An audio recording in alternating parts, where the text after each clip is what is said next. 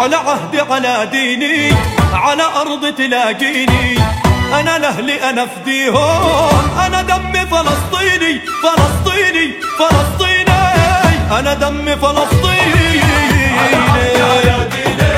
على أرض تلاقيني. Growing up, I had zero knowledge of Israel or Palestine, and I thought Israel was like this ancient mythical city that only existed in the Bible. And I've heard of Palestine, but it was just one of the many Middle Eastern regions that I knew nothing about.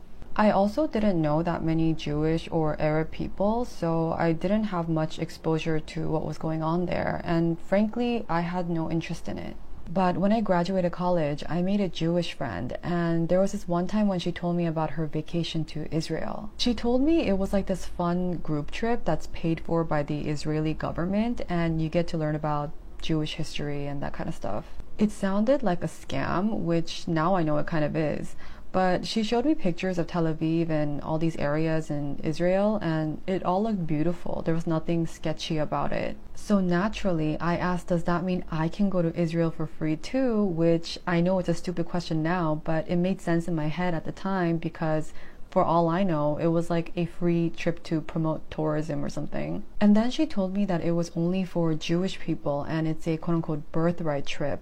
But I knew that she was born and raised in LA, so I asked her if her family's from Israel. And she said no, her family's from the States, which was even more confusing because why would a random country in the other side of the world provide free trips for foreigners? I just concluded in my head that it must be a super rich country, maybe with like a birth rate problem, kind of like a lot of Asian countries. So they're trying to promote selective religious immigration or tourism that I couldn't understand because of cultural differences. Fast forward a few years and I moved to the East Coast where there's a bigger Arab population. There's this very popular park that I used to walk by a lot, and there was this building right next to it with a mural that said Free Palestine. Just out of pure curiosity, I looked up what this meant, and that's when I learned that Israel and Palestine are geographically the same place, and that Israel was not a quote-unquote normal country like China or France or something, but a colonial state created in 1948 that's currently occupying Palestine. After I learned this, everything that I was confused about concerning Israel's birthright trips all made sense. It was just settler colonialism, plain and simple, where the colonial power pushes propaganda and provides incentives for their preferred demographic to visit, to move, to establish a stronger presence in the region in order to overpower and eventually push out the native population. I don't talk about ancient Middle Eastern history or the Levant or the Kingdom of Judea, not only because I don't know much about it, but also because what happened in the fucking Iron Age in like 900 BC is really interesting. But it has nothing to do with the colonial project of Israel that's younger than my grandma. And I might not know much about Judaism or Islam or the history of the Holy Land, but I do know what happened in the last century, and I know colonialism when I see it. What's happening right now to Palestinians is no different from what happened to the natives, the Africans, Black Americans, Latin Americans, Asians, even Jewish people in World War II. There's no complexity or confusion about that because every time colonialism happens, it's always the same. It's the same rhetoric, the same dehumanization that always happens regardless of which demographic is being victimized. Obviously, I'm not Palestinian, Arab, or Israeli Jewish, so I can't speak on what it must be like for people who are directly affected by this. But honestly, in this case, I don't think it really matters because what I do know of is colonialism, I know racism, I know imperialism, and that alone has taught me enough to recognize that the Palestinian cause is not just about who gets to live in this little region, but it really is a fight for humanity. And if you have any sense of morality in you, you should support Palestine too. Assalamu alaikum. This video is for my daughters and my granddaughter, so anyone else can go ahead and swipe on by. I want to speak to my daughters on the Palestinian-Israeli issue. And I want it publicly stated where I stand in case you come across it one day. No right to defend ethnic cleansing. I'm going to play this for you, and then I will explain a little more. Right to defend apartheid. Benjamin Netanyahu went in front of the United Nations in September of this year, before October the 7th, and he held up a map of Israel with no Palestine, with no Gaza, with no West Bank. So they have made a clear, premeditated plan to ethnically cleanse Gaza, to absorb the West Bank, as they have been doing systematically, settlement after settlement, acts of ethnic cleansing, settlers being let loose to attack Palestinian villages and towns.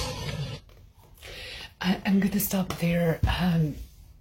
So I want you to know that actually in 2016 there was a reposting of a speech that had been made in this regard to what he's referring to that Netanyahu did this September before the acts of Hamas. And that was that there was already a plan to ethnically cleanse the state of Palestine, of Palestinians, and land was being purchased in the Sinai Desert to move those that would be left over out. If you understand, and I know, daughters, that you do, that of course they're bringing over more and more Europeans to this land, and they more settlers, illegal settlers, and they are in need of more land and more water, and so this was the only outcome for which I have spoken about for years.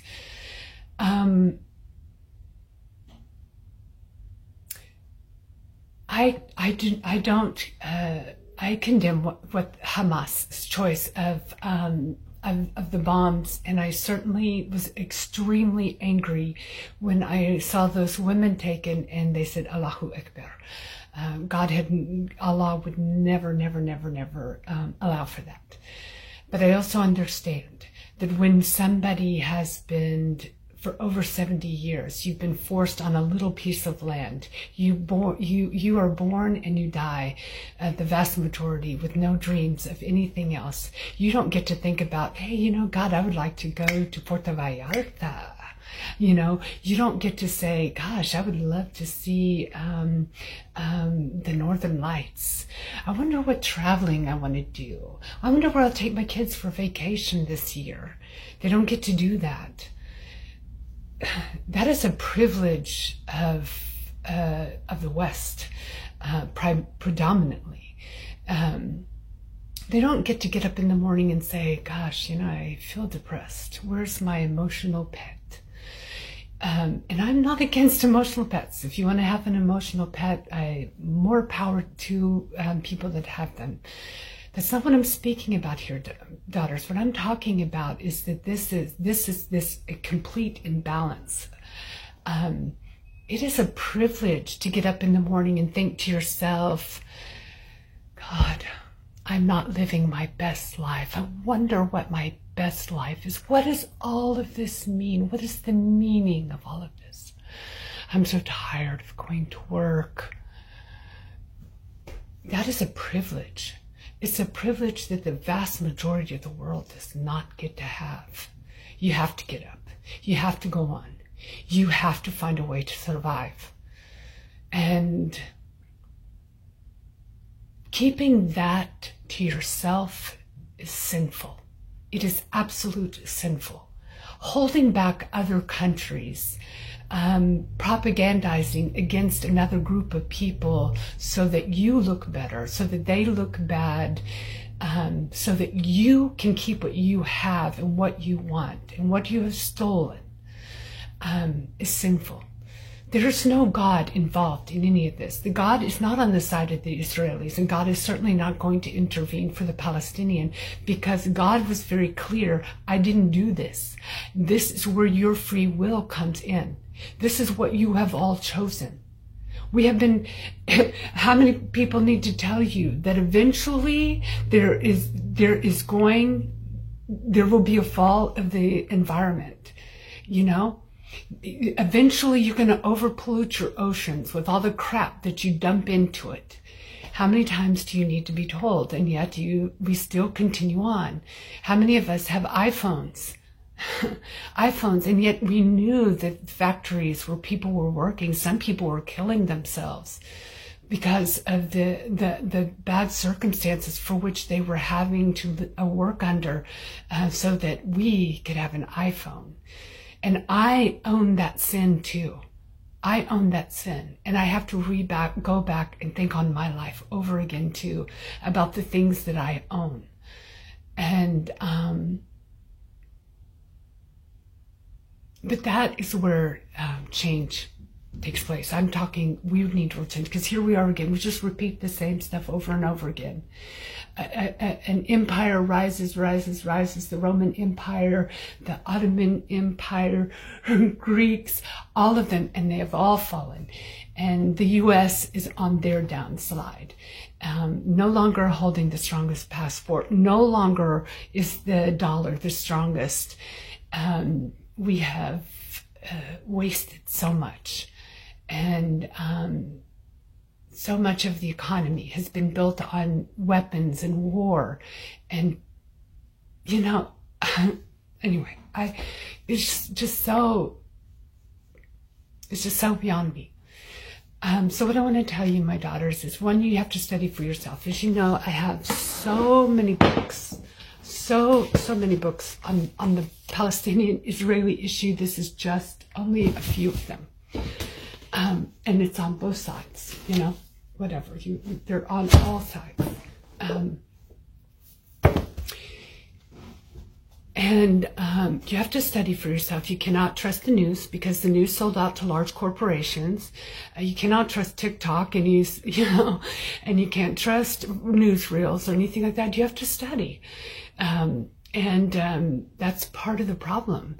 We're so busy and we're tired, and it's hard to find the time to study all the different issues. But it is important, and it's important to your soul to stand up for those who are suffering. In the long run, it's the only thing that's really going to matter. Can you sleep at night? Because you did the best that you could to try and make the world a better place. You must always self-reflect, see your part in something, try to have compassion for other people, look for greed.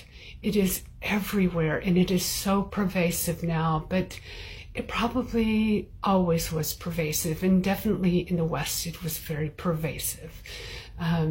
I love Alan Watts' speech on virtue and how evil and sinful virtue is. When they came over on the boat and they were going to spread the virtue of their way of life to people who already knew how to live, and probably knew, and in my opinion, they know much better how to live than we do. Anyway, I love you so much. Don't be afraid. It is hard. It's oftentimes so lonely, and it can be scary, in particular when the government is invested so much in the destruction of a people. There are people that are dying in prison for standing up for what is right, but ultimately that's what we're supposed to do. So don't be afraid. And I am with you always. Allah is with us. Allah is not against anyone, but He's with us. God is with us. God is with all of those people, regardless of their religion or non-religion, who are really trying to make the world a better place.